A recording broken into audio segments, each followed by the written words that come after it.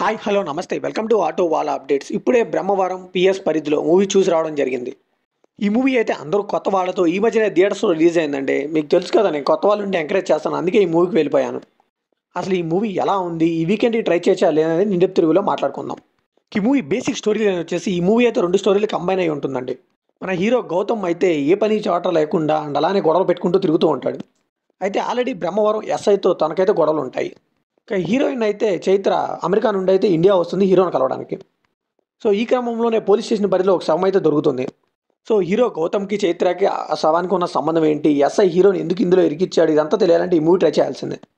నార్మల్గా murder mystery స్టోరీస్లో ఎలా ఉంటుందంటే, విలన్ ఎవరో కనుక్కోలేనట్టుగా మనకైతే ఏ క్లూ లేకుండా తీసుకెళ్ళిపోతుంటారు మూవీని. బట్ ఈ మూవీలో కొద్దిగా డిఫరెంట్గా ఉంటుందండి. నేను ఆల్రెడీ చెప్పాను కదా రెండు స్టోరీస్ ఉంటాయని. ఆ రెండు స్టోరీస్ని కూడా ఒక మంచి ట్విస్ట్తో అయితే లింక్ చేశారని చెప్పాలండి. కిమూల పాజిటివ్ విషయానికి వస్తే నేను ముందుగానే చెప్పాను కదా, రెండు స్టోరీస్ని మంచి లింక్తో కనెక్ట్ చేశారు, అది చాలా బాగా నచ్చింది నాకు.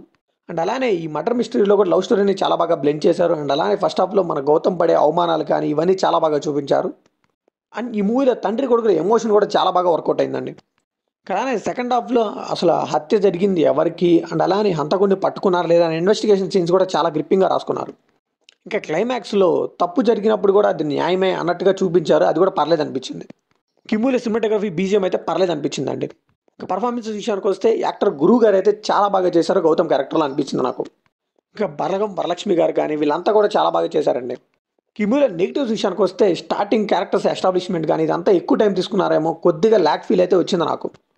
అండ్ కంప్లీట్గా సెకండ్ హాఫ్లో అయితే డైరెక్టర్ అయితే లాజిక్స్ అయితే వదిలేసాడండి. ఇంకా ప్రొడక్షన్ వాల్యూస్ కూడా చాలా చోట్ల అయితే వీళ్ళైతే రాజీ పడ్డారని నాకు అనిపించిందండి. షార్ట్ ఫిల్మ్ లెవెల్లోనే ఉంది, సినిమా లెవెల్లో అయితే లేదు.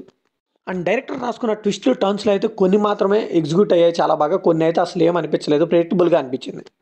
ఇంకా బీజిఎం కూడా పర్లేదు అనిపించిందండి. సో ఫైనల్గా ఈ మూవీకి మనం ఇచ్చే బడ్జెట్ ఏంటంటే, థ్రిల్లర్ మూవీ లవర్స్కి అయితే జస్ట్ వన్ టైం వాచబుల్ అంటే, నార్మల్ మూవీ లవర్స్కి అయితే ఈ మూవీ నచ్చకపోవచ్చు. సో ఇది కంప్లీట్లీ నా ఒపీనియన్ మాత్రమే. మరి ఈ మూవీ మీకు ఎలా అనిపించిందో కామెంట్లో షేర్ చేసుకోండి. లైక్ చేయండి, షేర్ చేయండి, వెళ్ళే ముందు సబ్స్క్రైబ్ చేసుకోండి.